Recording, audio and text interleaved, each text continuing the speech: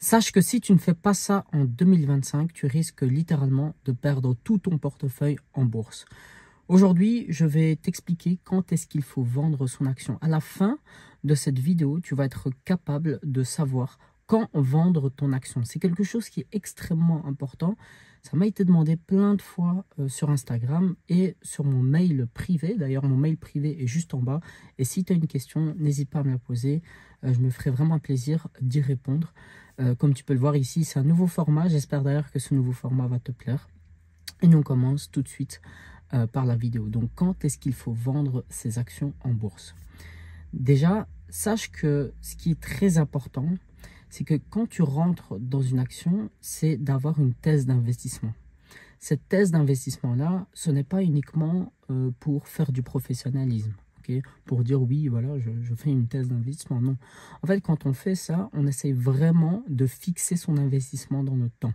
On sait pourquoi est-ce qu'on achète une action, on sait combien de temps est-ce qu'on va la garder et on sait dans quel scénario est-ce qu'on va vendre.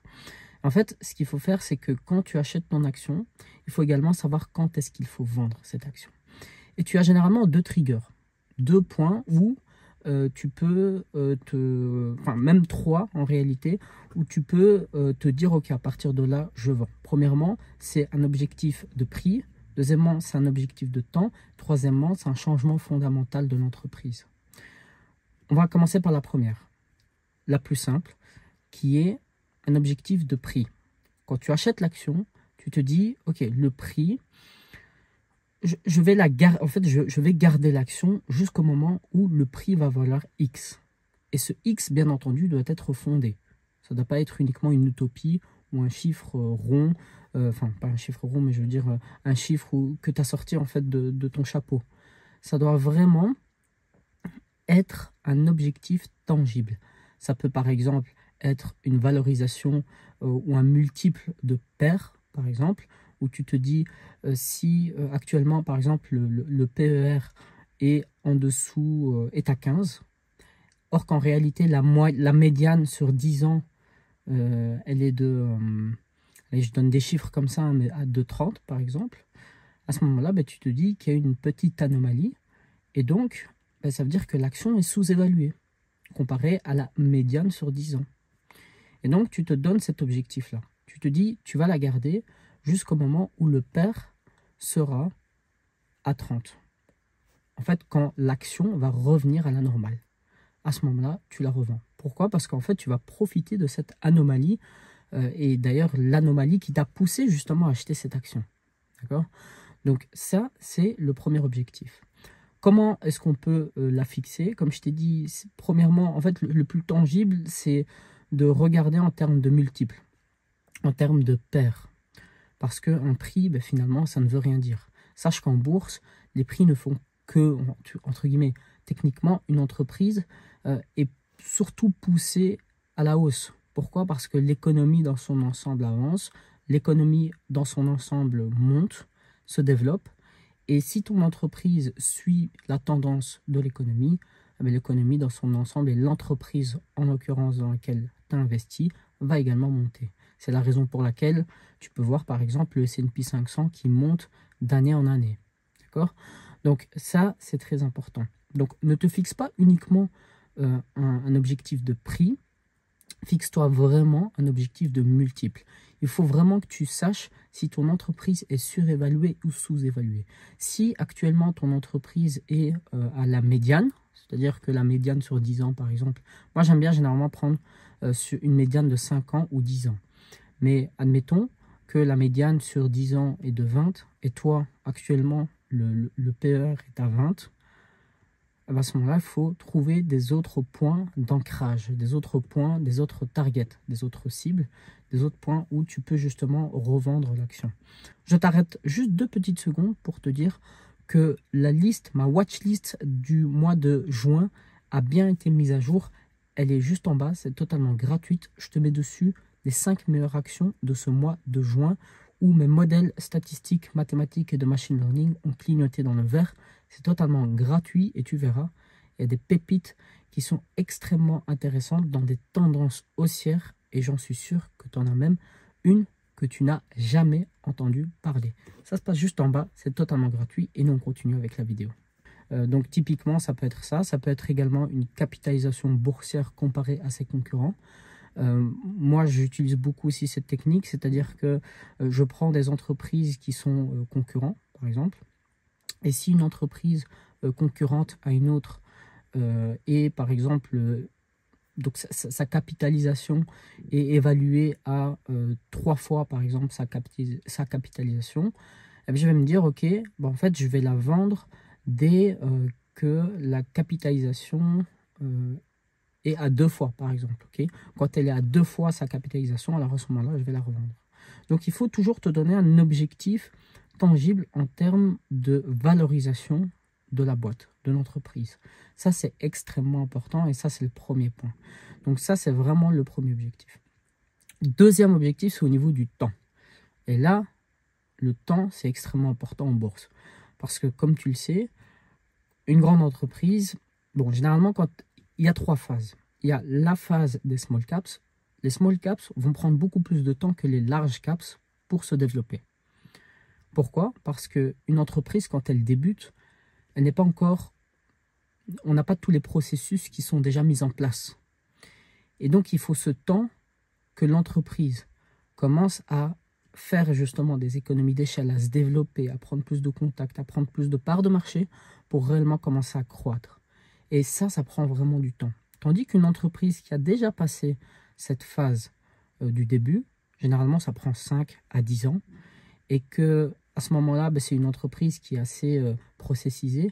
Elle a déjà des routines organisationnelles. L'entreprise fonctionne bien, elle tourne bien. Ils ont déjà des clients réguliers, fidèles, etc. À ce moment-là, pardon, c'est très important de réduire sa fenêtre de temps en termes d'objectifs. Donc, une small caps, généralement, je recommande de la tenir sur 10 ans. Eh oui, 10 ans, tu as bien compris. Une small caps, théoriquement, il faut au moins la tenir pendant au moins 10 ans. Une entreprise de croissance qui est mid caps et qui commence justement à monter, tu peux la réduire à 5 ans. Pareil pour les large caps, généralement, je conseille également de la tenir au moins 5 ans avant de refaire une étude dessus, sur le fondamental de l'entreprise. On va revenir juste après, donc reste bien avec nous, parce que sans le dernier point que je vais te présenter juste après, tout ce qu'on voit ici ne sert à rien. Donc reste bien avec nous. Donc vraiment, l'objectif temporel est extrêmement important. En dessous de 5 ans, c'est très difficile de réellement être sûr de son coût. Peut-être que l'entreprise va croître de 20, 30, 40% d'un coup, ce qui est déjà arrivé, ce qui m'est déjà également arrivé. Des fois, j'ai des positions qui ont pris 50% en une année, mais ça reste quand même des anomalies et il faut être conscient que ça ne va pas arriver tous les jours. Donc ça, c'est très important de toujours se le rappeler et de ne pas fixer ses objectifs et ses attentes sur ces anomalies-là. Okay, donc, voilà, il faut rester cohérent avec son plan. Donc, une fois que tu t'es fixé un objectif en termes de valorisation, une fois que tu t'es fixé un objectif en termes temporels, qui est généralement le plus simple et qui est en pratique le plus compliqué parce que tu dois vraiment le tenir en fait pendant 5 ans, 10 ans, s'il faut l'entreprise, et même plus en réalité, mais voilà, tenir au moins pendant cet horizon temporel-là. Et par la suite, et le dernier point, c'est le fondamental de l'entreprise. Si l'entreprise, tu analyses l'entreprise, tu sais pourquoi est-ce que tu l'achètes. Tu as des points bien précis parce que là, ce critère-là, ce critère-là, ce critère-là en termes de fondamental. Et c'est la raison pour laquelle tu achètes cette entreprise. Tu as déjà tes objectifs au niveau de tes prix. Tu as déjà un objectif au niveau temporel. Tu sais que tu vas la garder par exemple pendant 5 ans. Et qu'au cours de ces 5 ans, le fondamental de l'entreprise change. Alors à ce moment-là, il est nécessaire, et je dirais même obligatoire, de revoir sa position. De revoir est-ce que ce nouveau positionnement de l'entreprise, ce nouveau angle en fait au niveau de l'entreprise que l'entreprise a fait, parce que généralement quand il y a un changement de fondamental qui est assez grand, ça change également les perspectives de l'entreprise. Donc il faut refaire une analyse fondamentale pour s'assurer qu'elle rentre toujours dans nos critères. D'accord, donc ça, c'est extrêmement important. Et si ce n'est pas le cas, malheureusement, moi, honnêtement, quand une entreprise change de fondamental et que je n'aime plus la direction que l'entreprise prend, je vends. Pour moi, c'est un critère de vente. D'accord? Donc ça, c'est pour moi les 3 critères qui me poussent à vendre une entreprise. Et c'est généralement les 3 points sur lesquels il faut être focus quand on achète une entreprise. Et bien entendu, il y en a une 4e, il y en a une bonus, qui est le fait de se payer. Ça, honnêtement, tu n'as pas vraiment de remords à avoir quand tu revends une entreprise, tu reprends tes profits parce que tu veux te payer. C'est tout à fait normal. Je veux dire, si tu prends une position et que l'action et l'entreprise a très bien performé pendant 3 ans, 4 ans, tu veux reprendre tes profits, alors à ce moment-là, il faut prendre ses profits. Et quand vendre, justement, quand une entreprise baisse, et ça, encore une fois, c'est très important parce que faire du average down, c'est-à-dire racheter à chaque fois que l'entreprise baisse, c'est très dangereux. Et moi, je le recommande. Et je préfère même en fait vendre vendre en fait à perte que de garder une position baissière, une position qui ne fait que baisser. Je recommande vraiment de ne jamais acheter une entreprise qui est en tendance baissière.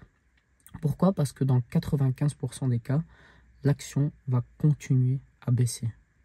Et ça va être très dur mentalement.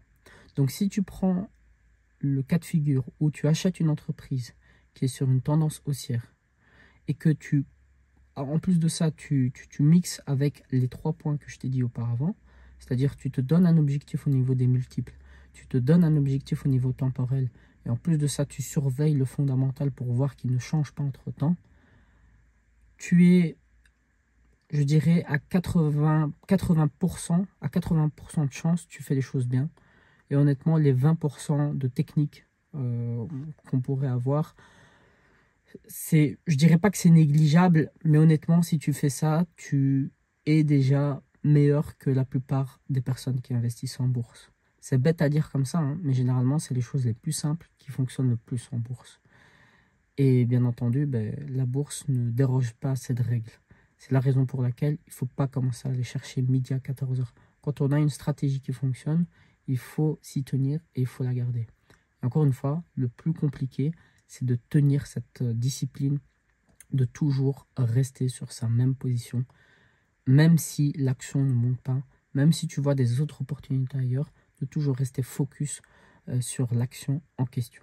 Et ça, c'est une question de discipline. Ce n'est pas une question réellement de technique à proprement dit. Voilà, tu as toutes les clés entre tes mains. J'espère que cette petite vidéo t'a plu. Si tu as des questions comme ça que tu aimerais en fait que j'y réponde, n'hésite pas. Il y a mon mail qui est juste en bas dans la description où tu me poses la question sur Instagram et je ferai une petite vidéo dessus. Tu peux même le mettre en commentaire, ça va être plus simple. Comme ça, la plupart des gens qui vont regarder la vidéo peuvent également regarder le commentaire et voir si la question a déjà été posée. Et comme ça, je répondrai avec plaisir à ta question. Maintenant, si tu vas avoir des actions qui entrent dans ces conditions-là que je t'ai dit dans cette vidéo et qui sont en plus de ça éligibles au PEA, je viens tout juste de sortir une vidéo sur les 5 meilleures actions à détenir qui sont éligibles en plus de ça au PEA. Je te la mets ici juste sur la vidéo et tu peux continuer avec cette vidéo. Allez, on se retrouve tout de suite sur cette vidéo en question. Allez, à tout de suite.